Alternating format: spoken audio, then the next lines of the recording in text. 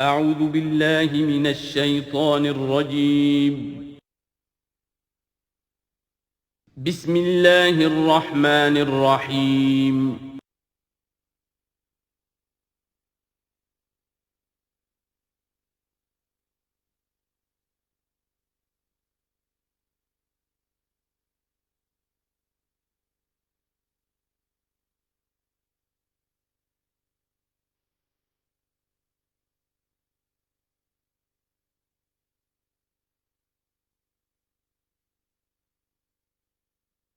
الحمد للہ وکفی والصلاة والسلام علی عباده الذین اصطفى خصوصاً علی افضلہم وخاتم النبیین محمد الامین وعلی آلہ وصحبہ اجمعین اما بعد فقد قال اللہ تبارک وتعالی کما ورد فی سورۃ بنی اسرائیل اعوذ باللہ من الشیطان الرجیم بسم اللہ الرحمن الرحیم ولا تقف ما ليس لك به علم ان السمع والبصر والفؤاد كل اولئك كان عنه مسؤولا صدق اللہ العظیم رب اشرح لي صدری ويسر لي امری واحلل عقدۃ من لسانی یفقهوا قولی اللہم ربنا الہمنا رشدنا واعذنا من شرور انفسنا اللہم ارنا الحق حقا وارزقنا اتباعه وارنا الباطل باطلا وارزقنا اجتنابه اللہم وفقنا لما تحب وترضى آمین یا رب العالمین۔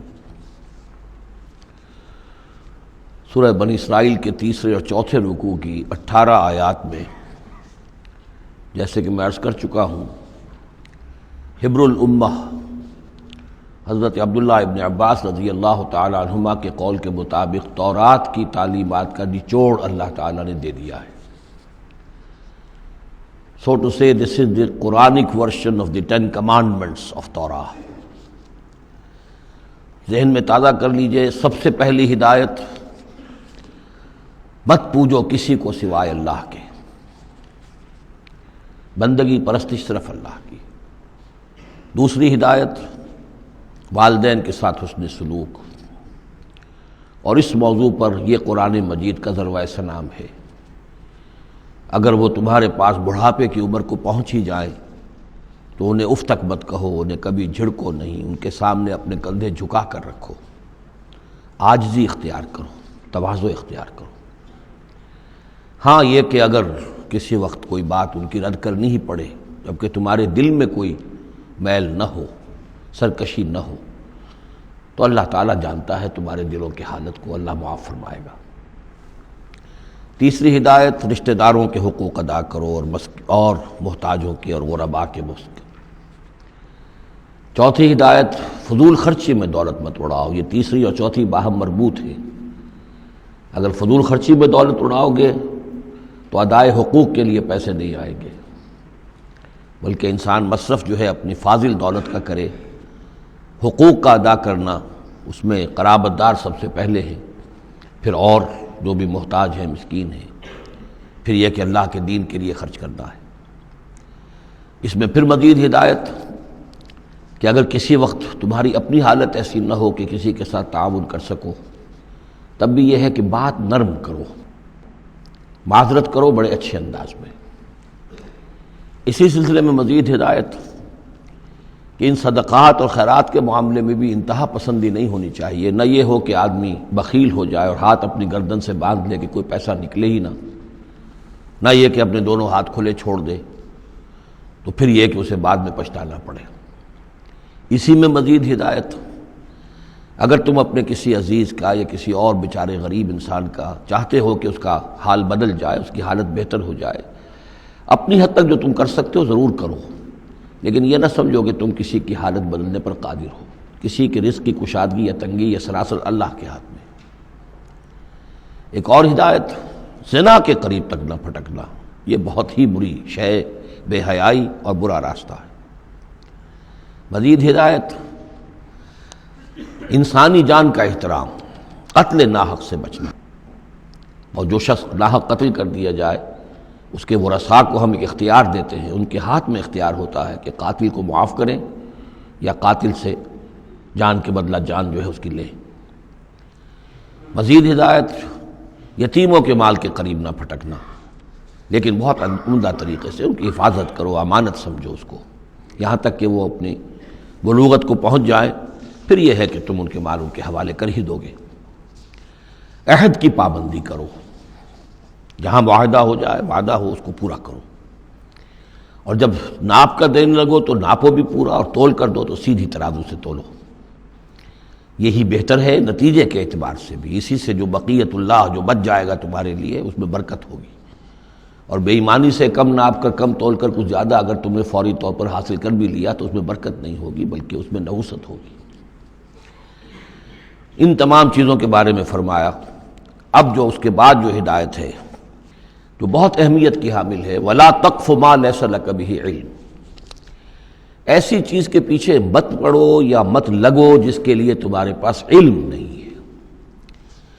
انسان کا بحیثیت اشرف المخلوقات اس کا طرز عمل جو ہے وہ علم پر مبنی ہونا چاہیے، توہمات پر نہیں، خام خواہ کے توہمات جن کے لیے کوئی بنیاد نہیں، کوئی دلیل نہیں، ان توہمات کے اوپر انسان اپنی روش کو استوار کرے، یہ اس کے شایع نشان نہیں ہے۔ البتہ اب علم جو ہے وہ دو طرح کے ہیں، یہ ہم سورہ بقرہ کے 4 رکوع میں دیکھ آئے ہیں۔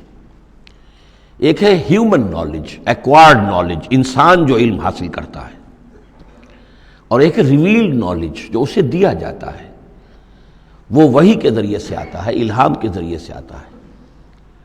وہ ریویلڈ نالج جو ہے اس کے ریسیپینٹ جو ہے وہ ہیومن سول ہے، اسپرٹ ہے، یہ نہیں ہے، یہ سینسز نہیں ہے، یہ دماغ نہیں ہے۔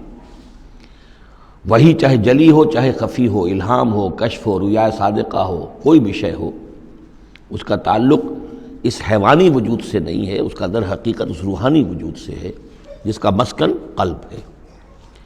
اب ظاہر بات ہے کہ اس میں بھی جو وہی خفی عام لوگوں کو ہو جاتی ہے، الہام ہو جاتا ہے، کچھ اور ہو جاتا ہے، وہ بھی کوئی دلیل نہیں ہے۔ اس شخص کے لیے تو دلیل ہے وہ، اگر وہ شریعت کے خلاف نہ ہو، لیکن کسی اور کے لیے دلیل نہیں ہے۔ جو ریویل نالج ہے اس میں صرف وحی جلی جو انبیاء کے پاس آئی ہے وہ دلیل ہے، وہ دلیل قاطع ہے، وہ برہان قاطع ہے۔ ان کے پاس جو وحی جلی آئی وہ بھی، اور جو وحی خفی آئی وہ بھی۔ وحی نبوت جو ہے وہ علم ہے، العلم۔ ایک علم تو یہ ہے، اور دوسرا علم وہ ہے جو انسان حاصل کرتا ہے خود۔ اس کے لیے یہ سینس آرگنز جو اس کو دیے گئے ہیں، حواس خمسہ، جن میں سے اہم ترین جو ہے ان السمع والبصر، سماعت اور بصارت، باقی یہ کہ 3 اور بھی ہیں، چھونا ہے، چکھنا ہے، سونگھنا ہے۔ ان سے جو سینس ڈیٹا ملتا ہے پھر وہ یہاں فیڈ ہوتا ہے دماغ میں، برین میں، اور یہ ایک کمپیوٹر ہے جو اسے پروسیس کرتا ہے، اس سے کچھ نتیجے نکالتا ہے۔ یہ آیت در حقیقت اس سے بحث کر رہی ہے۔ انسانی علم کے لیے اللہ تعالیٰ نے جو انسان کو ایپریٹس دیا ہے، جو آرگنز دیے ہیں، وہ ہے ان السمع والبصر والفؤاد، کل اولئک کان عنہ مسئولا۔ وہ سماعت ہے، بصارت ہے اور عقل ہے۔ یہ فؤاد کا ترجمہ میں نے عرض کیا تھا، عام طور پر دل کیا گیا ہے، حالانکہ کوئی اس کے لیے جو لغوی کوئی بنیاد موجود نہیں ہے کہ کون سا لفظ ہے، کون سا اس کا مادہ ہے۔ اس کا مادہ وہی ہے جس سے لفظ فائدہ نکلا ہے، اور آپ نے دیکھا ہوگا پرانے زمانے کتابوں میں کچھ لکھا پھر فے لکھ دیتے ہیں، فے فائدہ، یعنی اس بات سے یہ نتیجہ نکلتا ہے، پھر فے یہ نتیجہ نکلتا ہے، تو فائدہ نتیجہ ہے۔ اسی طرح فعید کہتے ہیں عربی زبان میں اس شے کو، جیسے سبزی ہے بہت سی، آپ نے اس کو ابال لیا اور بھون دیا تو اس میں پانی وانی نکل جاتا ہے، بجھ کر رہ جاتی تھوڑی سی ہو جاتی، بھجیا ہم کہتے ہیں اس کے، بھجیا بن گئی ہے۔ گوشت کا بھی یہ ہے کہ جب آپ اس کو سینکتے ہیں پانی وغیرہ نکل جاتا ہے، مختصر ہو جاتا ہے تو اس کا خلاصہ نکلتا ہے۔ تو سینس ڈیٹا سے جو خلاصہ نکالتا ہے پھر یہ برین کمپیوٹر، یہ ہے در حقیقت فؤاد۔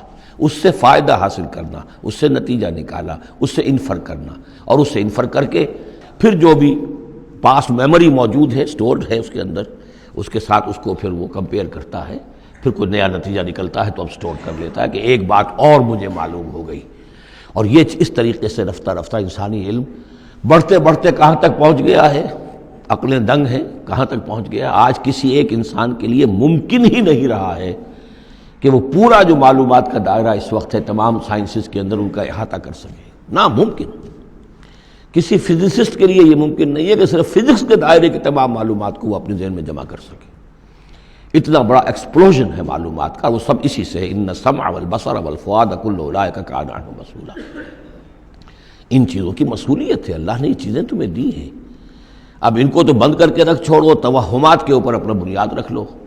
زلزلہ کیسے آتا ہے؟ ایک گائے ہے، گائے کے 2 سینگوں پر یا بیل کے 2 سینگوں پر زمین کھڑی ہے، وہ ایک سینگ کے اوپر وہ ٹکا لیتا ہے، پھر جب ذرا وہ تھک جاتا ہے تو وہ بدلتا ہے، تو دوسرے سینگ کے اوپر زمین کو لاتا ہے تو زلزلہ آ جاتا ہے۔ اس کے لیے کوئی دلیل یا تو ہونی چاہیے کتاب اللہ اور سنت رسول سے، وہ دلیل ہے، اور یا پھر دلیل ہوگی اس ذریعہ علم سے، جو ہیومن نالج ہے، اس سے جو علم حاصل ہو رہا ہے وہ قطعی ہے، وہ یقینی ہے، وہ ویریفائیبل ہے، وہ ایکسپیریمنٹیشن سے حاصل ہو رہا ہے، آبزرویشن سے حاصل ہو رہا ہے، پھر جو نتائج آپ نکالتے ہیں انہیں ویریفائی کر سکتے ہیں۔ تو یہ ہے اصل میں وہ آیت کہ جو انتہائی اہم ہے۔ قرآن مجید نے نوع انسانی کو اس راستے پر ڈالا ہے کہ توہمات کے تمام ذخیرہ کو رد کر کے اور علم پر اپنے موقف کو قائم کرو۔ اس کو کہا گیا ہے، اس کو جان لیجئے کہ اصل میں اس سے پہلے جو فلسفہ تھا، ارسطو کا فلسفہ، اس کا ڈنکا بج رہا تھا پوری دنیا میں، عالم اسلام میں بھی بہت عرصے تک ارسطو کا یہ ڈنکا بجتا رہا ہے، اب جا کر کہیں بمشکل ان چیزوں کی گرفت ڈھیلی پڑی ہے۔ وہ ہے استخراجی منطق۔ معلومات کا دائرہ بہت کم تھا، جو بھی معلومات تھی اس میں سے وہ نکالتے جا رہے ہیں، نتیجے نکال رہے ہیں، اسی میں سے وہ بال کے کھال اتار کر استخراجی ڈیڈکٹیو لاجک۔ قرآن نے آ کر انڈکشن، منطقی استقرائی کا دور شروع کیا۔ کھول آنکھ، زمین دیکھ، فلک دیکھ، فضا دیکھ، آبزرو کرو۔ افلا ينظرون الى الابل كيف خلقت والى السماء كيف رفعت والى الجبال كيف نصبت والى الارض كيف سطحت۔ دیکھو زمین کو، آسمان کو دیکھو، یہ تمام فینومینا آف نیچر اللہ کی نشانیاں، آیات ہیں۔ یہ تقدس عطا کیا ان کو، یہ اللہ کی آیات ہیں، اللہ کی نشانیاں اور قوانین طبیعہ اللہ تعالیٰ کے۔ ٹھیک ہے، اس معنی میں تو ہم مانتے ہیں کہ اللہ جب چاہے ان کو توڑ دے، لیکن روز روز تو وہ ٹوٹتے نہیں ہیں۔ اتنے محکم قوانین ہیں یہ، اگر یہ محکم قوانین نہ ہوتی، سائنس پاسبل ہی نہ ہوتی، ٹیکنالوجی ممکن ہی نہ ہوتی۔ کبھی کوئی قانون ہو جاتا حرکت کا، کبھی قانون حرکت کا بدل جاتا، تو پھر کیسے کوئی آپ مشین بناتے، کیسے کوئی آپ کی کوئی ٹیکنالوجی ممکن نہیں تھی۔ These laws of nature, physical laws, وہ بہت مضبوط ہے، اللہ کے بنائے ہوئے۔ ہاں، اللہ سے بالا تر نہیں ہے، یہ نہیں ہے کہ اللہ بھی پابند ہو گیا انہی کا۔ ظاہر بات ہے کہ سمندر ایک ہی دفعہ پھٹا ہے، حضرت موسیٰ علیہ السلام کے لیے معجزے کے طور پر روز روز تو نہیں پھٹتا سمندر۔ آگ نے ایک ہی مرتبہ جلانے سے انکار کیا ہے حضرت ابراہیم علیہ السلام کو، باقی روز روز تو نہیں۔ تو یہ چیزیں شاذ ہوتی ہیں، لیکن یہ معجزے کو ہم مانتے ہیں، اللہ تعالیٰ جب چاہے اپنے قوانین کو توڑ دے، لیکن یہ قوانین روز روز نہیں ٹوٹتے۔ یہ قوانین جو ہے مستقل ہے، دائم ہے، اور انہی کے ذریعے سے یہ پاسبل ہے سائنس۔ تو در حقیقت علامہ اقبال کا ایک بہت اہم نظریہ ہے جس کی طرف میں توجہ دلانا چاہتا ہوں۔ انہوں نے اپنے خطبات میں یہ بات کہی ہے، The inner core of the present Western civilization is Quranic۔ اس موجودہ مغربی تہذیب کی بھی جو انر کور ہے، اس کا جو خالص اندرونی جو اس کا محور ہے، وہ خالص قرآنی ہے، کیونکہ یہ سائنس پر قائم ہے۔ اور قرآن نے جو ہے اسی طرف توجہ دلائی ہے۔ توہمات کو ایک طرف رکھو، یہ سب آکلٹ سائنسز وغیرہ جو ہیں، ان سے بھی ہمارے ہاں بڑی سخت جو ہے اسے بیزاری کا اظہار ہے۔ یہ نجومی بیٹھے ہوئے ہیں، یہ لکیریں دیکھی جا رہی ہے، یہ سائنس آف نمبرز ہے، آکلٹ سائنس قطعاً نہیں، یہ سائنسز نہیں ہے، کوئی توجہ مت کرو۔ ولا تقف ما لیس لک بہ علم، اور العلم علمان، علم دو ہی طرح کا ہے، یا پھر وہ صحیح جو اللہ نے جو اپریٹس دیا تھا حضرت آدم علیہ السلام کے اندر ودیت کر دیا تھا، علم الاسماء، اسی کے ذریعے سے ایکسفولیشن ہو رہی ہے اس اپریٹس کے ذریعے سے، اور علم پھیلتا چلا جا رہا ہے۔ یا وہ علم ہے اور یا پھر وہ علم ہے وَإِمَّا يَأْتِيَنَّكُم مِّنِّي هُدًى فَمَن تَبِعَ هُدَايَ فَلَا خَوْفٌ عَلَيْهِمْ وَلَا هُمْ يَحْزَنُونَ۔ یورپ کی تباہی کا سبب یہ ہوا کہ اس نے دوسرے علم سے نگاہیں بند کر لی، وہی کی اس کے اپنا سلسلہ توڑ لیا، صرف اس علم کے اوپر رہ گیا۔ تو یہ گویا کہ دو آنکھوں میں سے اللہ نے جو دی تھی انسان کو، ایک یہ ایکوائرڈ نالج کی آنکھ اور ایک ریویل نالج کی آنکھ، وہ ریویل نالج کی آنکھ بند کر لی۔ اس سے اس نے دجالیت کی شکل اختیار کر لی ہے، ورنہ خود اپنی جگہ پر یہ ایکوائرڈ نالج، یہ علم الاسماء، یہ اللہ کا عطا کردہ ہے، اس میں فی نفسہ ہی کوئی خرابی نہیں ہے، صرف یہ کہ دوسری طرف سے بے توجہ ہو گئی، اس نے اس کے اندر جو نتیجے کے اعتبار سے خرابی پیدا کر دی۔ وَلَا تَقْفُ مَا لَيْسَ لَكَ بِهِ عِلْمٌ إِنَّ السَّمْعَ وَالْبَصَرَ وَالْفُؤَادَ كُلُّ أُولَٰئِكَ كَانَ عَنْهُ مسؤولا وَلَا تَمْشِ فِي الْأَرْضِ مَرَحًا، اور زمین میں اکڑ کر مت چلو، إِنَّكَ لَن تَخْرِقَ الْأَرْضَ، کتنے ہی اکڑ کر چلو اور کتنے پاؤں مارو زمین پر، تم زمین کو پھاڑ نہیں سکو گے۔ وَلَن تَبْلُغَ الْجِبَالَ طُولًا، اور نہیں پہنچ سکو گے پہاڑوں تک اونچائی میں، گردن کتنی ہی اکڑا لو، کتنا اونچا کر لو، اوپر ترا بھی چڑھا لو، کہاں تک چڑھاؤ گے؟ کل ذالک کان سیئہ عند ربک مکروہا، یہ جو ساری باتیں ہیں اس میں جو برائی ہے وہ تیرے رب کو بہت ناپسند ہے۔ اب اس میں ڈونٹس بھی آئے ہیں، ڈوز بھی آئے ہیں، یہ کرو یہ نہ کرو، یہ کرو یہ نہ کرو، تو ان تمام احکام کے اندر جو حکم ہے اس سے سرتابی کریں گے تو برائی ہے، اور جس چیز سے روکا گیا ہے اس میں ملوث ہوں گے تو برائی ہے، تیرے رب کو بہت پسند ہے، ناپسند ہے۔ ذالک مما اوحی الیک ربک من الحکمہ، یہ ہے وہ کہ جو آپ کے رب نے اے محمد آپ پر وحی کی ہے، از قسم حکمت، یہ حکمت کا خزانہ ہے، تمدن انسانی، تہذیب انسانی، ثقافت انسانی، اجتماعیت انسانی کے لیے یہ اصول ہیں کہ اگر ان پر انسان کاربند رہے تو اس دنیا کی زندگی کو بھی جنت بنا سکتا ہے۔ وَلَا تَجْعَلْ مَعَ اللَّهِ إِلَٰهًا آخر، لیکن اولین اور آخرین بات پھر وہی ہے، شروع میں بھی یہ تھا وَقَضَىٰ رَبُّكَ أَلَّا تَعْبُدُوا إِلَّا إِيَّاهُ، اول و آخر توحید ہے۔ وَلَا تَجْعَلْ مَعَ اللَّهِ إِلَٰهًا آخر فَتُلْقَىٰ فِي جَهَنَّمَ مَلُومًا مَدْحُورًا، اللہ کے ساتھ کسی اور کو نہ ٹھہرا لو معبود، پھر تم جھونک دیے جاؤ گے جہنم میں ملامت زدہ ہو کر، ملوم مدحورا، دھکے دیے جا کر۔ افاسفاکم ربکم بالبنین، چلتے چلتے ایک اشارہ جو کہ انہوں نے کیا تھا کہ اللہ کی بیٹیاں قرار دے لی تھیں، افاسفاکم ربکم بالبنین، اے عرب کے لوگوں تم ذرا سوچو، مزید غور کرو، کیا تمہیں تو پسند کر لیا ہے، ترجیح دی ہے اللہ نے بیٹوں کے ساتھ، واتخذ من الملائکۃ اناسا، اور خود فرشتوں کی شکل میں اپنے لیے بیٹیاں کر لی ہیں۔ انکم لتقولون قولا عظیما، غور کرو تم یہ بڑی گستاخی کی بات کر رہے ہو اللہ کی جناب میں۔ وَلَقَدْ صَرَّفْنَا فِي هَذَا الْقُرْآنِ لِيَذَّكَّرُوا، اس سورہ مبارکہ کے بارے میں ایک بات نوٹ کر لیجئے گا کہ اس میں قرآن حکیم میں حجم کے اعتبار سے جتنی مرتبہ اس صورت میں قرآن کا لفظ آیا ہے اور قرآن کا ذکر ہے، تانا بانا معلوم ہوتا ہے کہ قرآن ہی سے ہے، قرآن سے متعلق۔ پہلے ہی رکوع میں تھا ان ھذا القرآن یہدی للتی ہی اقوم ویبشر المؤمنین الذین یعملون الصالحات ان لهم اجرا حسنا، اجرا کبیرا۔ تو اب اسی طریقے سے آپ دیکھیں گے بار بار قرآن کا ذکر آئے گا۔ وَلَقَدْ صَرَّفْنَا فِي هَذَا الْقُرْآنِ لِيَذَّكَّرُوا، ہم نے تو اس قرآن کے اندر اپنی آیات کو تصریف، گردش کے اندر رکھا ہے، مختلف اسلوبوں سے بیان کیا ہے تاکہ یہ سوچیں، غور کریں، سبق حاصل کریں۔ وما یزیدہم الا نفورا، ان بدبختوں کی بدبختی یہ ہے کہ اس میں ان کے اندر اضافہ ہو رہا ہے نفرت کے اندر، بھاگ ہی رہے ہیں، دور ہی ہو رہے ہیں۔ قل لو کان معہ آلہۃ کما یقولون، اے نبی ان سے کہیے کہ اگر اللہ کے ساتھ اور بھی آلہہ ہوتے جیسے کہ یہ کہہ رہے ہیں، اذا لابتغوا الی ذی العرش سبیلا، تو وہ بھی تو ذی العرش کی طرف کوئی راستہ تلاش کرتے، یعنی یہ کہ اگر کوئی اور الہہ ہوتے ہیں تو کیا ان کے دل میں یہ تمنا نہ ہوتی کہ سب سے بڑا الہ میں کیوں نہ بنوں؟ راجے مہاراجے چھوٹے ہوتے ہیں، بڑا مہاراجہ چھوٹے راجے، چھوٹے راجوں کے اندر پھر وہ امنگ پیدا ہوتی ہے کہ نہیں ہوتی کہ کیوں نہ میں ہی مہاراجہ بنوں؟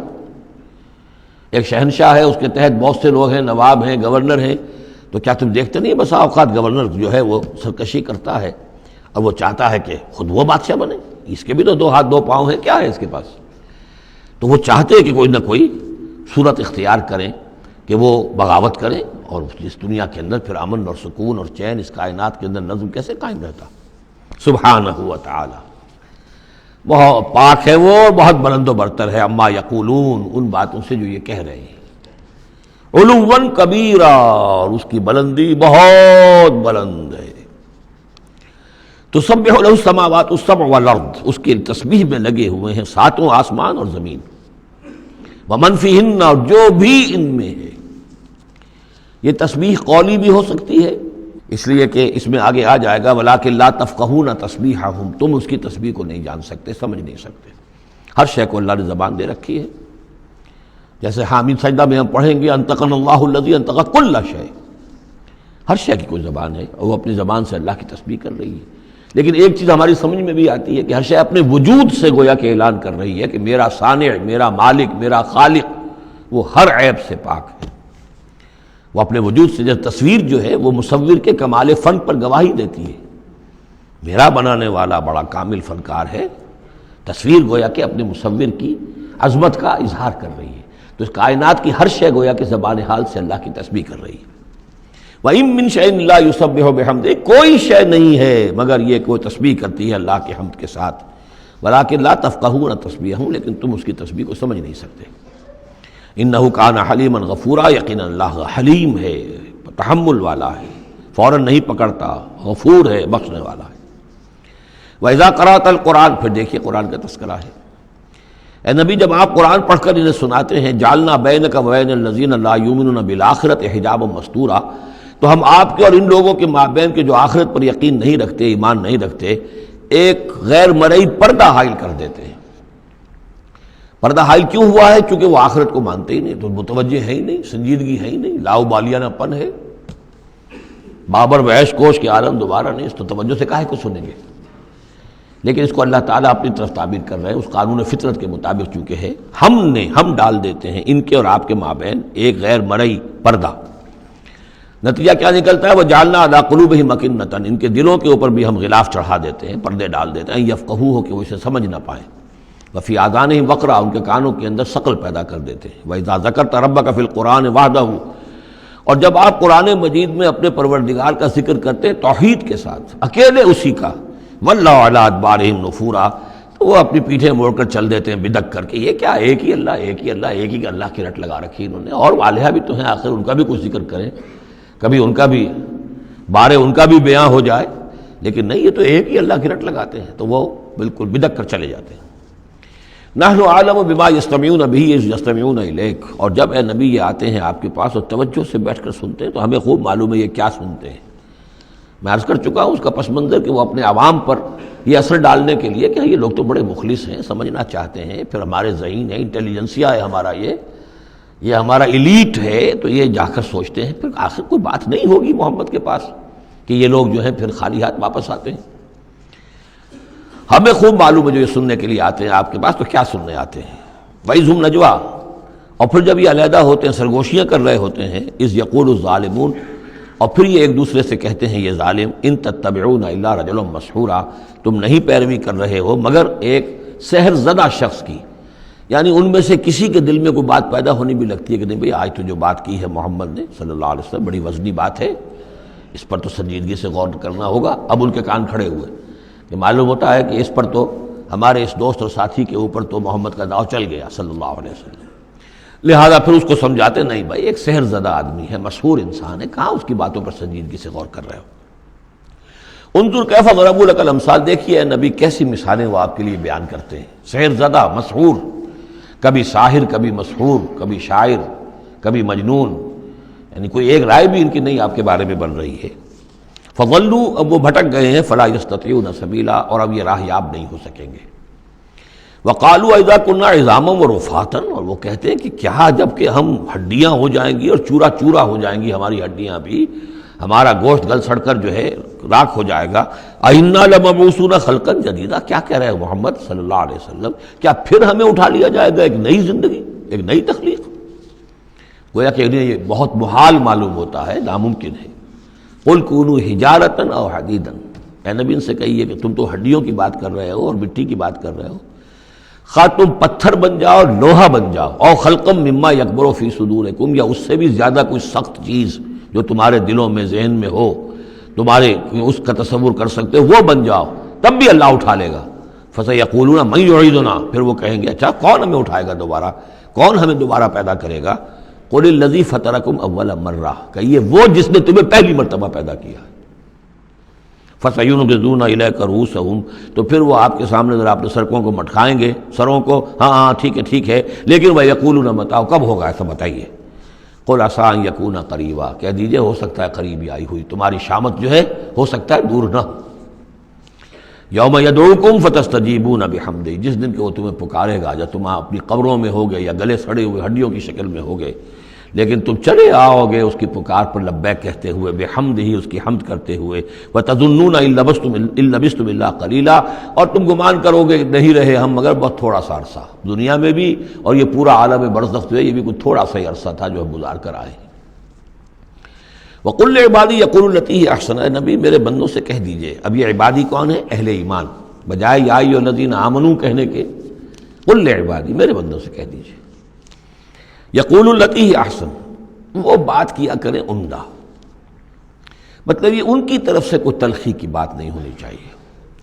اب ان لوگوں کے آباء و اجداد سے بنے ہوئے ان کے خیالات ہیں، عقائد ہیں، ان کی ریتیں ہیں، ان کی رسمیں ہیں، ان کی حمیت ہے، ان کی غیرت ہے، عوام میں جہالت ہے، ان کے چودھریوں میں اپنے مفادات، اپنی حیثیت، اس کا احساس ہے، لہذا یہ تمام رکاوٹیں جو ان لوگوں کے راستے میں حائل ہیں ان کا خیال کریں، تو اپنا جو داعی جو ہے اس کے اندر تحمل ہونا چاہیے، حلم ہونا چاہیے، داعی کہیں مشتعل نہ ہو۔ قل لعبادی یقولوا التی ہی احسن، انہیں بات کرنی چاہیے عمدہ۔ ان الشیطان ینزغ بینہم، یقین شیطان تو چاہے گا کہ ان کے درمیان کوئی لڑائی شروع کرا دے، ہاتھا پائی شروع کرا دے۔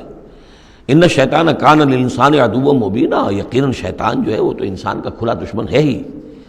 ربکم اعلم بکم، تمہارا رب تم سے خوب واقف ہے۔ ان یشاء یرحمکم، وہ چاہے گا تو تم پر رحم فرمائے گا، اور ان یشاء یعذبکم، چاہے گا تمہیں عذاب دے گا۔ وما ارسلناک علیہم وکیلا، اور نبی ہم نے آپ کو ان پر کوئی داروغہ بنا کر نہیں بھیجا ہے کہ آپ ذمہ دار ہیں ان کو ہدایت پر لانے کے، نہیں، یہ معاملہ ہر شخص کا اپنا ہے، ذاتی ہے، ہز اون چوائس۔ وَرَبُّكَ أَعْلَمُ بِمَنْ فِي السَّمَاوَاتِ وَالْأَرْضِ، اور اللہ آپ کا رب خوب جانتا ہے ان تمام چیزوں کو کہ جو آسمان میں ہے اور زمین میں ہے۔ وَلَقَدْ فَضَّلْنَا بَعْضَ النَّبِيِّينَ عَلَىٰ بَعْضٍ، اور ہم نے بعض انبیاء کو بعض انبیاء پر فضیلت دی ہے۔ اب چونکہ یہ مسئلہ وہی ہے، آخری دور ہے مکے کا، اور وہ خبریں پہنچ چکی ہیں، اور یہ صورت بنی اسرائیل کے تاریخ سے شروع ہو رہی ہے، تو اب ظاہر بات ہے کہ ایک مسئلہ اٹھ کھڑا ہوگا کہ آیا موسیٰ افضل ہیں یا محمد افضل ہیں، یا یہ کہ عیسیٰ افضل ہیں یا محمد افضل ہیں صلی اللہ علیہ وسلم علیہ الصلاۃ والسلام۔ تو یہاں پر مسلمانوں کو اس دعوت اور تبلیغ کے جو تقاضے ہیں ان کے حوالے سے کہ اس بحث میں تم نہ پڑھو، اگر اس بات کو تم زیادہ زور دو گے ان میں حمیت پیدا ہو جائے گی، جیسے ہمارے ہاں وہ کھڑے ہو کر الاپتے ہیں سارے نبیوں سے افضل ہمارا نبی، ٹھیک ہے وہ ہے افضل، لیکن خود انہوں نے کہا ہے کہ مجھے یونس ابن متہ پر بھی فضیلت مت دو، حضور کے صحیح حکم کی خلاف ورزی کرتے ہیں جو یہ کہتے ہیں افضل، اس میں کوئی شک نہیں، لیکن یہ کہ اس افضلیت کا اس طریقے کا چرچا کرنا جو ہے اس سے دوسروں کے اندر ایک جو ہے منفی کیفیات پیدا ہوتی ہیں۔ اس حوالے سے حضور کی حدیث ہے یہ، مجھے یونس ابن متہ پر بھی فضیلت مت دو، یونس وہ ہیں رسولوں میں سے ایک ہی رسول ہیں دنیا میں جنہیں کچھ اللہ نے سزا دی ہے، پکڑ ہوئی ہے، اور کسی کا معاملہ نہیں، یہ سورہ یونس میں ہم دیکھا ہے، تو آپ نے فرمایا مجھے یونس پر بھی فضیلت مت دو، اس لیے کہ اس بات میں مت پڑھو۔ وَلَقَدْ فَضَّلْنَا بَعْضَ النَّبِيِّينَ عَلَىٰ بَعْضٍ، ہم نے بعض انبیاء کو بعض انبیاء پر فضیلت دی ہے، بس اصولی بات ہے، تِلْكَ الرُّسُلُ فَضَّلْنَا بَعْضَهُمْ عَلَىٰ بَعْضٍ۔ اب یہاں دیکھیے خاص طور پر پھر ان کے نبی کا ذکر کیا جا رہا ہے، وَآتَيْنَا دَاوُودَ زَبُورًا، ہم نے داؤد کو زبور عطا کی تھی۔ ہم ان انبیاء اور رسل کے جو عظمتیں ہیں، ان کے جو مقامات ہیں، ان کے اعتراف میں، ان کے اعلان میں ہمیں کوئی باک نہیں، ہمیں کوئی جھجک نہیں۔ قُلِ ادْعُوا الَّذِينَ زَعَمْتُم مِّن دُونِهِ، کہیے ان سے کہ پکارو انہیں جنہیں تم سمجھتے ہو کہ اللہ کے سوا کوئی معبود ہے، کوئی کار مختار وہ بھی ہیں۔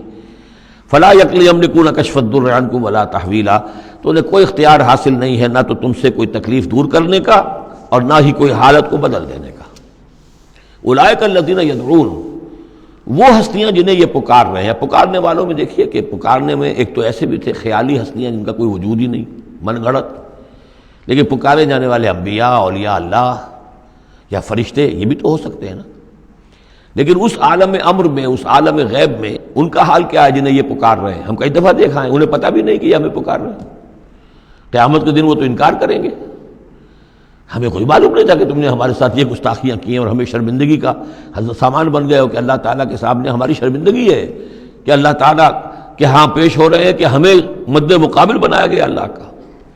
لہذا اولئک الذین یدعون یبتغون الی ربہم الوسیلۃ، اس عالم غیب میں وہ تو خود اللہ کے، اپنے رب کے تقرب کے متلاشی ہیں۔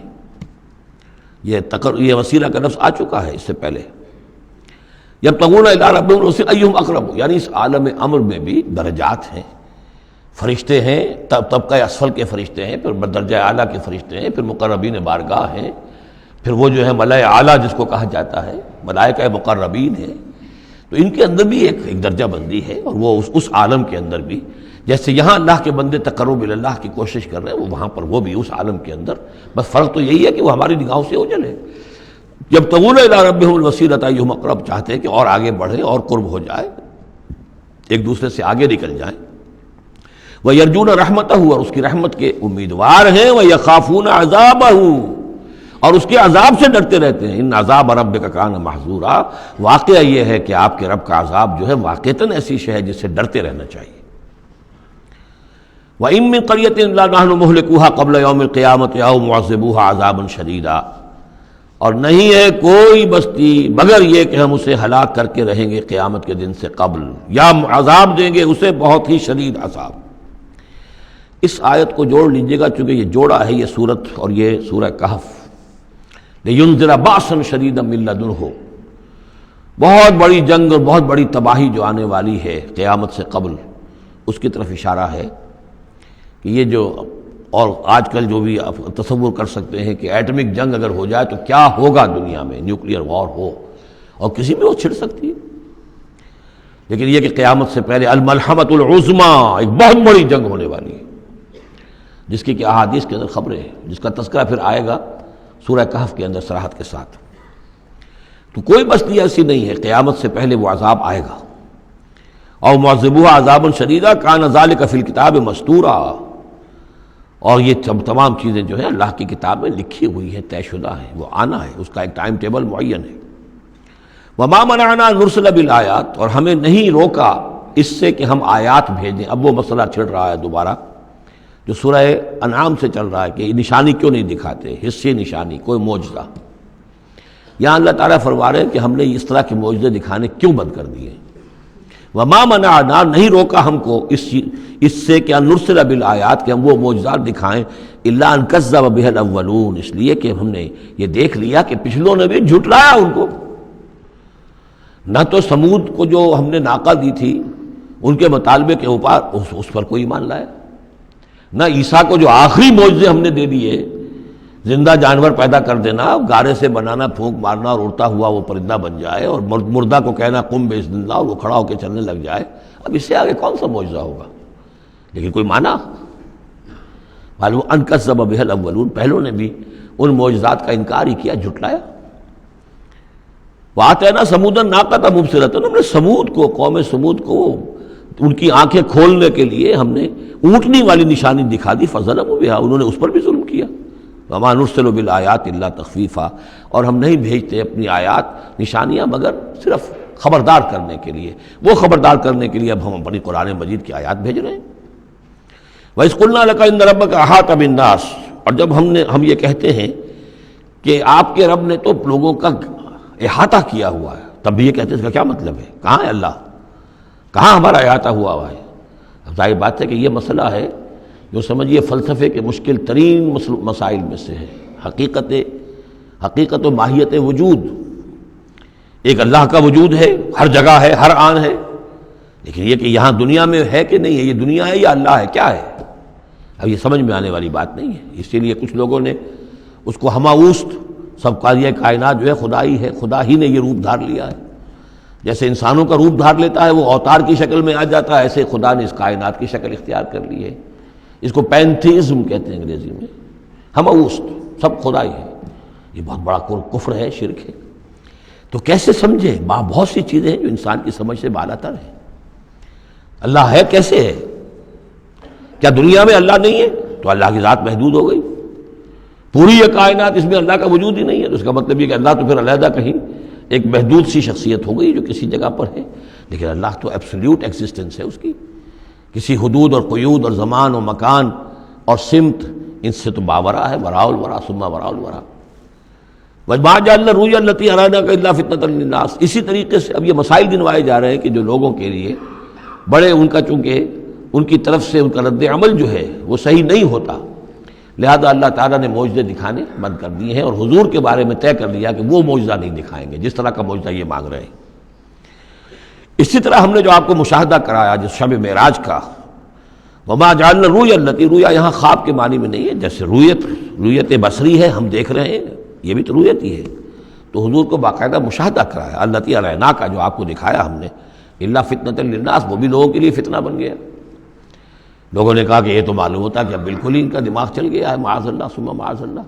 بہت خوش ہوئے تھے مشرکین مکہ، بہت خوش ہوئے، چلو جی چلیے اب ہماری مشکل حل ہو گئی، اب تو ہم تمام مسلمانوں کو باور کروا لیں گے کہ آج تک تم نہیں مانتے تھے، واقعتاً محمد کا دماغ چل گیا ہے صلی اللہ علیہ وسلم۔ وہ کہہ رہے ہیں میں راتوں رات بیت المقدس بھی ہو کے آ گیا ہوں اور میں آسمانوں کی سیر کر کے آ گیا ہوں۔ اب یہ بات ناقابل قیاس، کیسے انسان سمجھے، گمان نہیں کر سکتا۔ آج تو پھر بھی آپ سوچ سکتے ہیں کہ آج تو آپ کے پاس وہ ذرائع ہیں کہ چاند پر بھی آپ پہنچ گئے ہیں، لیکن یہ کہ آج سے آپ 1400 برس پہلے کے انسان کے بارے میں سوچئے، اسے بیت المقدس جانے کے اندر بھی جو ہے 15 دن لگتے تھے، تو کیسے وہ گیا اور گئے بھی اور آ بھی گئے رات ہی رات کے اندر۔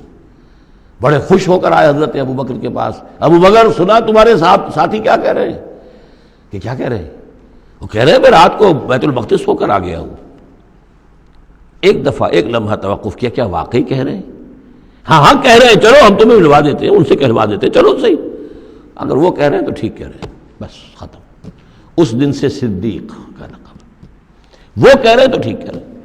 اور فرمایا جب میں یہ مانتا ہوں کہ آسمان سے روز ان کے پاس فرشتہ آتا ہے، تو اگر وہ آسمان ہوا ہے تو کون سی بڑی بات ہو گئی؟ اگر اللہ کا فرشتہ آسمان سے روز آتا ہے ان کے پاس، تو وہ آسمان تک ہو کے آ گئے تو کون سی بڑی بات ہوئی؟ وہ اگر کہہ رہے تو سچ کہہ رہے ہیں۔ مستند ہے ان کا فرمایا ہوا، وما جعلنا الرؤیا التي اریناک الا فتنۃ للناس، یہ بھی لوگوں کے لیے فتنہ بن گیا۔ وشجرۃ ملعونۃ فی القرآن، اسی طرح ایک مثال ہے قرآن مجید میں زقوم کے درخت کا ذکر آتا ہے کہ وہ درخت جو ہے وہ عین جہنم کے اس کے تہ کے اندر اس کی جڑ ہوگی، وہاں سے وہ درخت کیسا ہوگا؟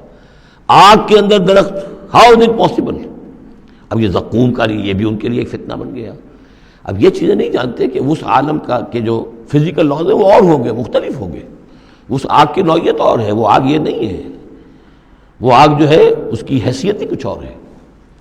تو فرمایا وَالشَّجَرَةُ الْمَلْعُونَةَ فِي الْقُرْآنِ، اور جس قرآن مجید میں جس ملعون شجر کا ذکر ہے، وَنُخَوِّفُهُمْ، لیکن یہ ساری باتیں ہم انہیں بتاتے ہیں خبردار کرنے کے لیے، فَمَا يَزِيدُهُمْ إِلَّا طُغْيَانًا كَبِيرًا۔ اب یہ ان کی بدبختی ہے کہ ان تمام چیزوں سے ان کے اندر سرکشی ہی کے اندر اضافہ ہو رہا ہے، بڑھتے چلے جا رہے ہیں سرکشی میں۔ وَإِذْ قُلْنَا لِلْمَلَائِكَةِ اسْجُدُوا لِآدَمَ فَسَجَدُوا إِلَّا إِبْلِيسَ، اور یاد کرو جب کہ ہم نے کہا تھا فرشتوں سے کہ سجدہ کرو آدم کو، تو ان سب نے سجدہ کیا مگر ابلیس نے نہیں کیا۔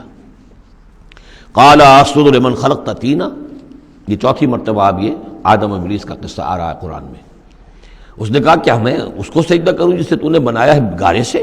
قَالَ أَرَأَيْتَكَ هَذَا الَّذِي كَرَّمْتَ عَلَيَّ، مزید اس نے کہا کہ ذرا دیکھو، ذرا دیکھ پروردگار، یہ جو انسان آدم جس کو تو نے مجھ پر عزت دی ہے، مجھ سے بالا تر کر دیا، کرمت علیہ، لئن اخرتنی الی یوم القیامہ، اگر تو مجھے مہلت دے دے قیامت کے دن تک، لاحتنکن ذریتہ الا قلیلا، میں اس کی پوری نسل، اس کی ساری اولاد کو لگام دے دوں گا سوائے بہت تھوڑے سے لوگوں کے، ان کو گمراہ کر کے چھوڑوں گا۔ قال اذهب فمن تبعك منهم فإن جہنم جزاؤکم جزاء موفورا، اللہ نے فرمایا جاؤ دفع ہو جاؤ، ٹھیک ہے، ان میں سے جو بھی آدم کی نسل میں سے جو بھی تیری پیروی کریں گے تو پھر تم سب کے لیے تمہارا بدلہ جہنم ہے، وافر بدلہ ہوگا تمہارے لیے، تمہارے گناہوں اور سرکشی کے لیے۔ واستفزز من استطعت منهم، یہ لفظ آئے گا کئی بار، ذرا نوٹ کر لیجیے۔ فز کہتے ہیں عربی زبان میں بکری کا جو بچہ نوزائیدہ ابھی ہوتا ہے، جیسے کل بھی میں نے ذکر کیا تھا، وہ کھڑا ہوتا ہے تو ٹانگیں اس کی لڑکھڑا رہی ہوتی ہیں، تو اس طریقے سے یعنی اس طرح جب کہ کسی انسان کی ٹانگیں لڑکھڑا جائیں، اس کے اندر حوصلہ ختم ہو جائے، ہمت اس کا جواب دے رہی ہو، تو اس کے لیے پھر یہ محاورہ ہے یا کنایا ہے۔ واستفزز من استطعت منهم، تو پھسلا لے ان کو، ان میں سے جس کو چاہے، بصوتک، اپنی آواز سے، واجلب علیہم، اور چڑھا لا ان کے اوپر، بخیلک، اپنے سواروں کو، ورجلک، اپنے پیادوں کو، وشارکہم فی الاموال والاولاد، اور تجھے کھلی چھوٹ ہے ان کے ساتھ مشارکت کر، ساجھا کر مال میں اور اولاد میں، وعدہم، اور ان سے جو چاہے وعدے کر جھوٹے سچے، وما یعدہم الشیطان الا غرورا، لیکن نہیں وعدہ کرتا ان سے شیطان مگر دھوکے کے۔ ان عبادی لیس لک علیہم سلطان، میرے بندوں پر تجھے اختیار کوئی نہیں ہوگا۔ ورغلا لو، جس طرح سبز باغ دکھا لو، جس طرح جو چاہو وسوسہ اندازی کر لو، اس کا اختیار ہے، لیکن یہ اختیار نہیں ہے کہ میرے کسی بھی بندے کو تم زبردستی اس کی مرضی کے خلاف، اس کی مرضی کے بغیر گمراہی پر لے جاؤ۔ وَكَفَىٰ بِرَبِّكَ وَكِيلًا، اور کافی ہے تیرا رب ان کے لیے کارساز جو اللہ کے بندے جو شیطان سے بچنا چاہیں۔ ربکم الذی یسجی لکم الفلک فی البحر، تمہارا رب وہ ہے جو چلاتا ہے کشتیوں کو سمندر میں یا دریا میں، لتبتغوا من فضلہ، تاکہ تم اس کے فضل کو حاصل کر سکو۔ انہ کان بکم رحیما، یقیناً وہ تم پر بہت ہی رحیم ہے اور شفیق ہے۔ وَإِذَا مَسَكُمُ الضُّرُّ فِي الْبَحْرِ، یہ مضمون کئی دفعہ آ چکا ہے، جب تمہیں تکلیف پہنچتی ہے سمندر میں، طوفان آتا ہے، موت نظر آتی ہے، ضل من تدعون الا اياه، تو سب گم ہو جاتے ہیں تم سے، بھول جاتے ہیں ان سب کو جن کو تم عام حالات میں پکارتے ہو، جن کو ڈنڈوت کرتے ہو اور جن کے سجدے کرتے ہو۔ فلما نجاکم الى البر، سوائے اللہ کے سب کو بھول جاتے ہو، صرف اللہ کو پکارتے ہو۔ پھر جب اللہ تعالیٰ تمہیں بچا کر نکال کر لے آتا ہے خشکی پر، اعرض تم پھر اعراض کرتے ہو، پھر رخ موڑ لیتے ہو۔ وکان الانسان کفورا، یقین انسان بہت ناشکرا ہے۔ افامنتم ان یخسف بکم جانب البر، تو کیا تم اس سے ڈرتے نہیں کہ وہی اللہ تمہیں زمین میں خشکی میں بھی تو دھنسا سکتا ہے کہ نہیں؟ آسودہ ساحل تو ہے مگر شاید تجھے معلوم نہیں، ساحل سے بھی موجیں اٹھتی ہیں، خاموش بھی طوفان ہوتے ہیں، کیا خشکی میں لوگ بڑھتے نہیں؟ وہاں جب تھے تو چیخ رہے تھے، چلا رہے تھے، اللہ کو پکار رہے تھے، خشکی پر آتے ہی اور اب تم بھول گئے اللہ کو، تو کیا اللہ یہاں تمہیں دھنسا نہیں سکتا زمین میں؟ ان یخسف بکم جانب البر اور یرسل علیکم حاصبا، یا تم پر ایک ایسی تیز آندھی بھیج دے اس بر پر، خشکی پر، کہ جس میں پتھر ہوں اور پتھراؤ ہو تمہارا اور تم ہلاک ہو جاؤ۔ ثم لا تجدوا لکم وکیلا، پھر تمہیں کوئی بچانے والا نہ ملے۔ ام امنتم ان یعیدکم فیہ تارۃ اخری، تو کیا تمہیں اس کا ڈر نہیں رہا کہ پھر کبھی دوبارہ اللہ تمہیں لے جائے اسی سمندر میں؟ فیرسل علیکم قاصفا من الریح، اور پھر ایک زوردار جھکڑ تمہارے اوپر چھوڑ دے، فیغرقکم بما کفرتم، تمہیں غرق کر دے تمہارے کفر کی پاداش میں۔ ثم لا تجدوا لکم علینا تبیعا، پھر تم ہمارا کوئی نہیں پاؤ گے کہ جو ہمارا تعاقب کر سکے، ہم سے باز پرس کر سکے کہ وہ فلاں لوگوں کے ساتھ یہ معاملہ کیوں کر دیا گیا۔ وَلَقَدْ كَرَّمْنَا بَنِي آدَمَ وَحَمَلْنَاهُمْ فِي الْبَرِّ وَالْبَحْرِ، یہ آیت بھی انسان کی، جیسا کہ میں نے بار عرض کیا ہے، جو بھی کریشن ہے اللہ کا، اس کا کلائمیکس انسان ہے۔ گویا کہ یہ سارا سلسلہ جو ہے تنزلات، اللہ کا حرف کن، اور کن سے وہ خلق نور، اس نور سے وہ تخلیق ارواح انسانیہ اور ملائکہ، پھر ایکسپلوژن، دی بگ بینگ، اور اس سے وہ حرارت اور وہ آتشی کرے، اور اس دور میں جنات کی جو تخلیق ہوئی، اور پھر اس کے بعد ان کا ٹھنڈا ہونا، اور پھر یہ بارش کا برسنا، اور بارش اور زمین، پانی اور زمین کے اب یہاں سے جو حیات ارضی ہے اس کا آغاز ہونا۔ ہر دو عالم خاک شد تا بست نقش آدمی، اے بہار نیستی از قدر خود ہوشیار باش۔ وَلَقَدْ كَرَّمْنَا بَنِي آدَمَ، اور ہم نے بڑی تکریم کی ہے، عزت کی ہے آدم کے نسل کی۔ وَحَمَلْنَاهُمْ فِي الْبَرِّ وَالْبَحْرِ، اور ہم اٹھائے پھرتے ہیں اس کو، گویا کہ جیسے کہ گود میں کوئی لے کر چل رہا ہو۔ ہم، ظاہر بات ہے نظام قدرت ہے اللہ کا ہے، ہم اسے اٹھائے پھرتے ہیں۔ حَمَلْنَاهُمْ فِي الْبَرِّ وَالْبَحْرِ، بر میں بھی اور بحر میں بھی۔ وَرَزَقْنَاهُمْ مِنَ الطَّيِّبَاتِ، اور ہم انہیں پاکیزہ رزق دیتے ہیں، عمدہ چیزوں کا۔ وَفَضَّلْنَاهُمْ عَلَىٰ كَثِيرٍ مِّمَّنْ خَلَقْنَا تَفْضِيلًا، اور فضیلت دی ہے ہم نے انہیں اپنی بہت سی مخلوقات کے اوپر، بہت بڑی فضیلت دی ہے۔ یوم ندعو کل اناس بامامہم، اب تصور کرو جن کے رتبے ہیں سوا، ان کی سوا مشکل ہے، جب یہ مقام دیا گیا ہے تو محاسبہ بھی ہوگا، حساب کتاب بھی ہوگا، جواب دہی بھی ہوگی۔ حیوانات سے کوئی جواب دہی نہیں ہے۔ یوم ندعو کل اناس بامامہم، جس دن کہ ہم ہر لوگوں کو پکاریں گے اپنے اپنے اماموں کے ساتھ، اپنے اپنے لیڈروں کے ساتھ، آؤ۔ فمن اوتی کتابہ بیمینہ، تو جس کو بھی دیا جائے گا اعمال نامہ اس کے داہنے ہاتھ میں، فاولئک یقرؤون کتابہ، وہ پڑھیں گے اپنے اعمال نامے کو خوشی کے ساتھ، ولا یظلمون فتیلا، اور ان پر دھاگے کے برابر بھی ظلم نہیں کیا جائے گا۔ ومن کان فی ہذہ اعمی فہو فی الآخرۃ اعمی، جو اس دنیا میں اندھا رہا وہ وہاں بھی اندھا ہوگا، جس نے یہاں آیات الہی کو دیکھا ہی نہیں، حیوانوں کا سا دیکھنا دیکھا، انسانوں کا سا دیکھنا نہیں دیکھا۔ دیدن دیگر آموز، سنیدن دیگر آموز کی نوبت نہیں آئی۔ جو یہاں اندھے رہے تو آخرت میں بھی اندھے ہوں گے، بلکہ اس سے بھی زیادہ اضل سبیلا، بھٹکے ہوئے ہوں گے۔ وَإِن كَادُوا، یہ بہت اہم مضمون آیا ہے جو اس سے پہلے سورہ یونس میں آیا تھا، اب یہاں آیا ہے۔ وَإِن كَادُوا لَيَفْتِنُونَكَ عَنِ الَّذِي أَوْحَيْنَا إِلَيْكَ لِتَفْتَرِيَ عَلَيْنَا غَيْرَهُ، اور اے نبی یہ لوگ تو تلے ہوئے ہیں اس بات پر کہ آپ کو بچلا دیں، فتنے میں ڈال دیں اس چیز کے بارے میں جو ہم نے آپ کی طرف وحی کی ہے، تاکہ آپ کوئی اور شے گھڑ کر ہماری طرف، اس قرآن کے سوا کوئی شے گھڑ کر ہماری طرف منسوب کر دیں۔ سورہ یونس میں آیا تھا کہ انہوں نے کہا ائت بقرآن غیر ھذا او بدلہ، اے نبی اے محمد یہ قرآن بہت ریجڈ ہے، ان کمپرومائزنگ ہے، اس کو تو ہم قبول نہیں کر سکتے، ناٹ ایکسیپٹیبل۔ ہاں کچھ اس میں ترمیم کرو، کچھ کو بدل دو، کچھ نرمی کرو، کچھ ہماری بات مانو، کچھ اپنی بنواؤ، وہی دباؤ۔ اور آپ اندازہ کر لیجئے جو میں آپ کو واقعہ سنا چکا ہوں کہ کس طریقے سے عوام کے اوپر ان لیڈروں نے اپنا اثر قائم کر لیا تھا۔ وہ لوگ سمجھتے تھے کہ ٹھیک تو کہہ رہے ہیں، یہ بھائی رسالت کا دعویٰ کر رہے ہیں تو معجزہ دکھائیں، ادھر یہ ہے کہ اللہ تعالیٰ کا فیصلہ یہ کہ معجزہ نہیں دکھائیں گے۔ ان کان کبر علیک اعراضهم فان استطعت ان تبتغي نفقا في الارض او سلما في السماء فتاتيهم بآية، اگر آپ کے اندر طاقت ہے تو لے آئیے کہیں سے معجزہ، کوئی آسمان پہ سیڑھی لگائیں یا زمین میں سرنگ لگا لیں، لے آئیے اس معجزہ، ہم تو نہیں دکھائیں گے۔ تو کس قدر دباؤ تھا حضور پر صلی اللہ علیہ وسلم۔ اس دباؤ میں اس کا بھی اضافہ ہے کہ کہتے اچھا ٹھیک ہے محمد ہم بات مان لیں گے، آپ کی ذرا یہ اس کے اندر ترمیم کیجیے، ائت بقرآن غیر ھذا او بدلہ۔ وہی بات یہاں ہے، وَإِن كَادُوا لَيَفْتِنُونَكَ عَنِ الَّذِي أَوْحَيْنَا إِلَيْكَ لِتَفْتَرِيَ عَلَيْنَا غَيْرَهُ، یہ تلے ہوئے ہیں کہ آپ کو بچلا دیں گے اس چیز سے اور منحرف کر دیں گے کہ جو ہم نے آپ کی طرف وحی کی ہے، تاکہ کچھ اور چیز گھڑ کر آپ ہماری طرف منسوب کر دیں۔ وَإِذًا لَاتَّخَذُوكَ خَلِيلًا، اور پھر یہ آپ کو اپنا دوست بنا لیں گے۔ دوست کیا، وہ تو بادشاہ بنانے کو تیار تھے، ہم آپ کو بادشاہ ماننے کو تیار ہیں۔ وَلَوْلَا أَن ثَبَّتْنَاكَ، بہت اہم آیت ہے یہ، اور اگر ہم نے ہی نہ آپ کے پاؤں جما دیے ہوتے۔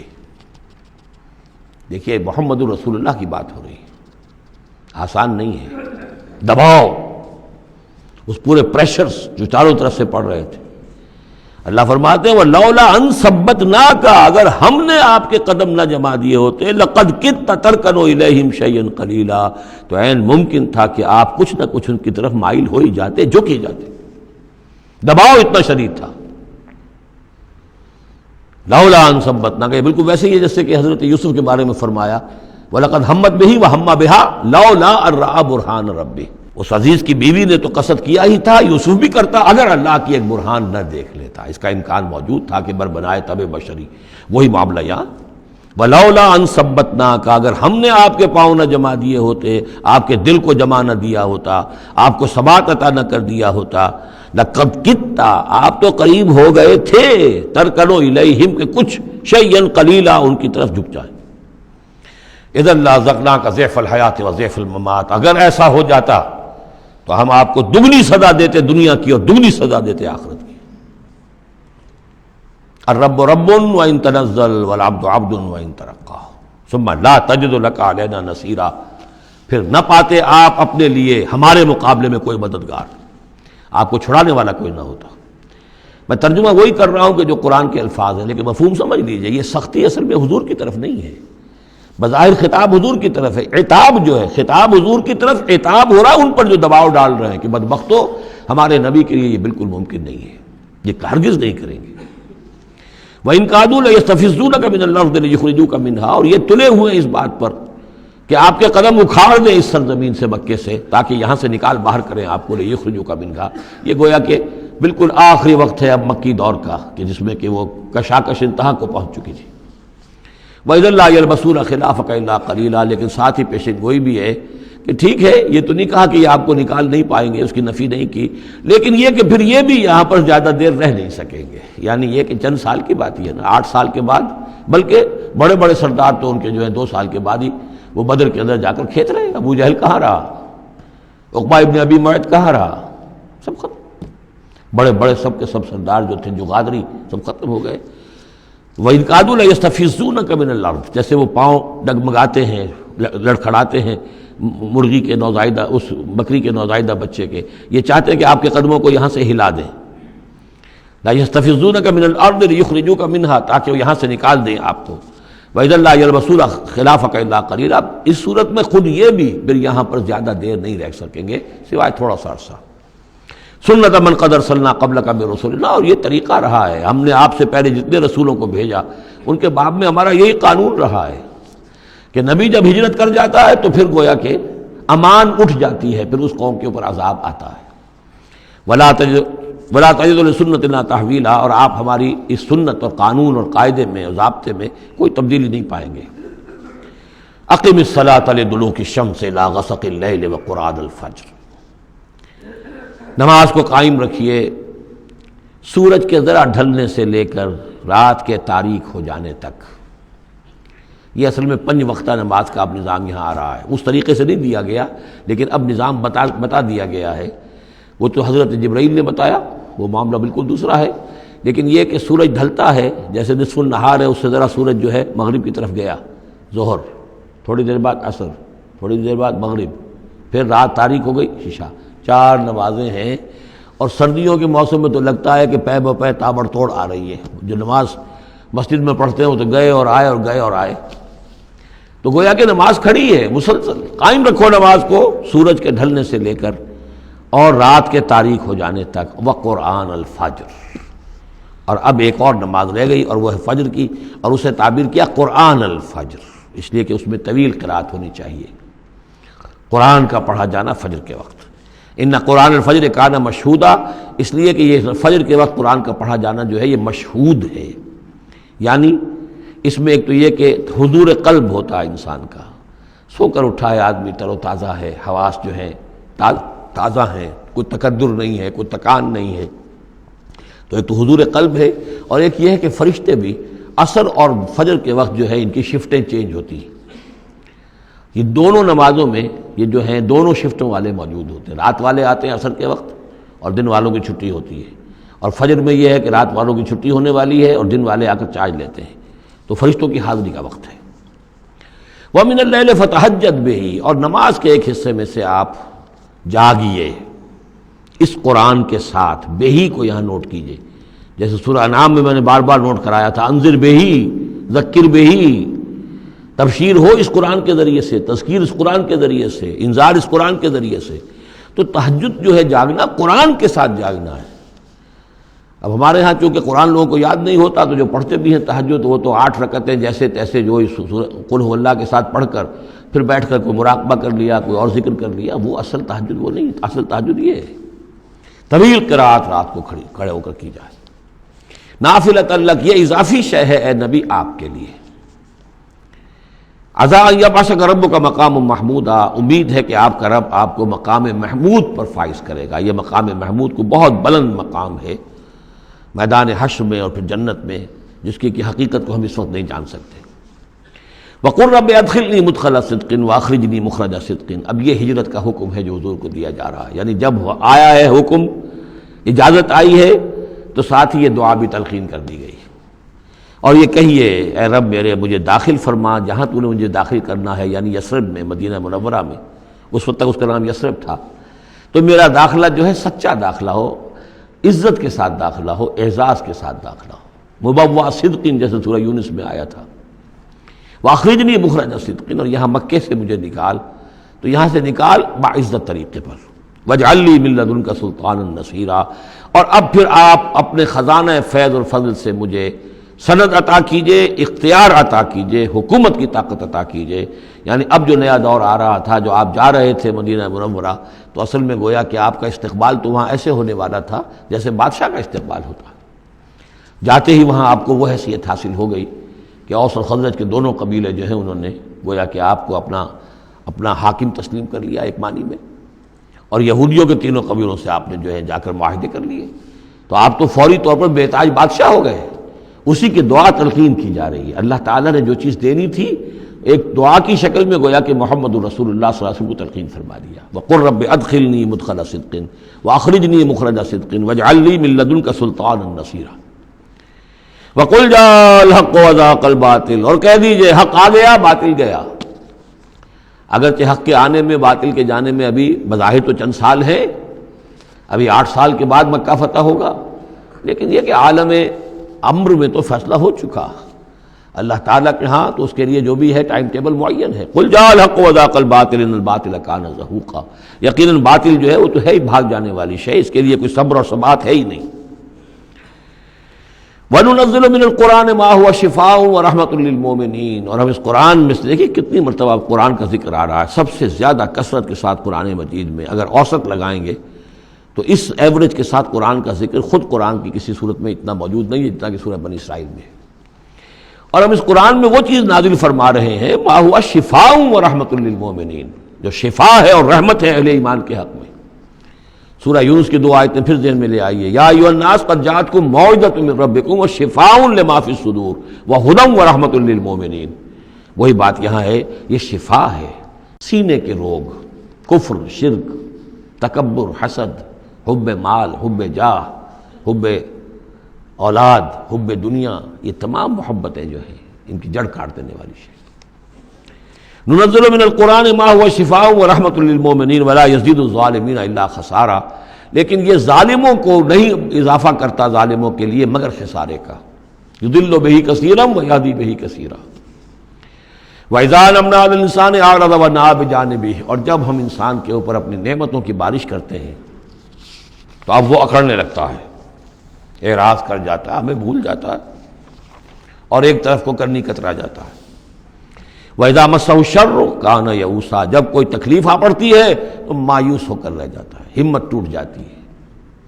قُلْ كُلٌّ يَعْمَلُ عَلَىٰ شَاكِلَتِهِ، اے نبی کہہ دیجئے ہر شخص اپنے شاکلہ کے مطابق عمل کر رہا ہے۔ یہ شاکلہ کیا ہے؟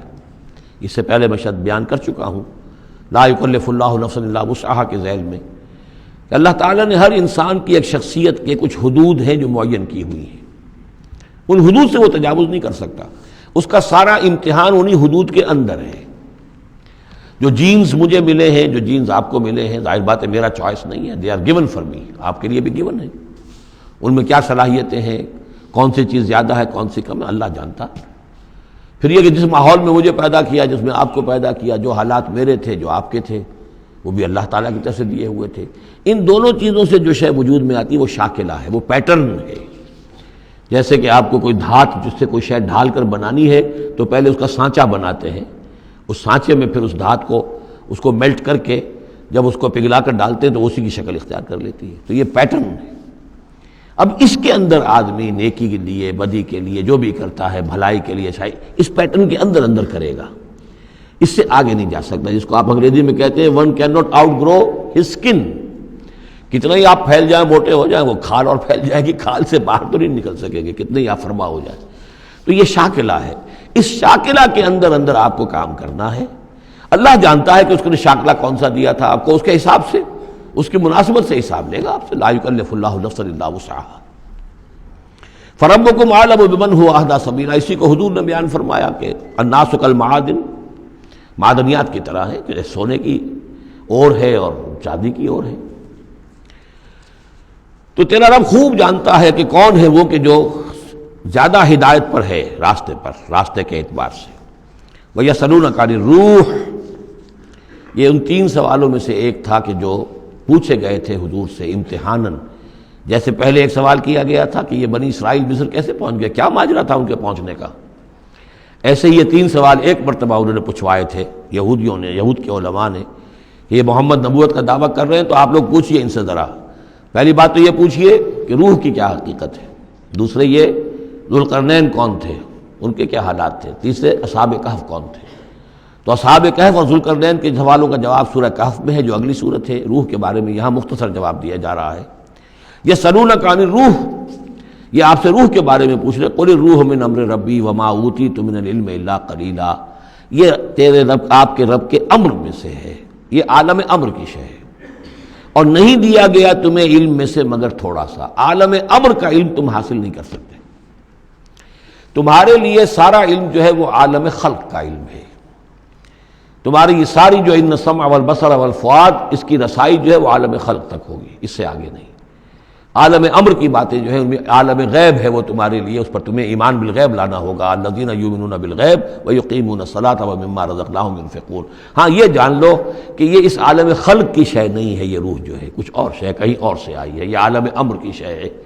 عالم امر جیسا کہ میں نے عرض کیا، یا فرشتے عالم امر سے متعلق ہیں، یا ارواح انسانیہ، یا ان کی کمیونیکیشن جو ہوتی ہے، فرشتہ جب بات کرتا ہے تو وہ روح جس کو ہم کہتے ہیں وحی، وہ بھی روح ہے۔ تو یہ 3 چیزیں ہیں کہ جن کا تعلق عالم امر سے ہے، اور روح انسانی بھی انہیں میں شامل ہے۔ بارک اللہ لی و لکم فی القرآن العظیم ونفعنی وإیاکم بالآیات والذکر الحکیم۔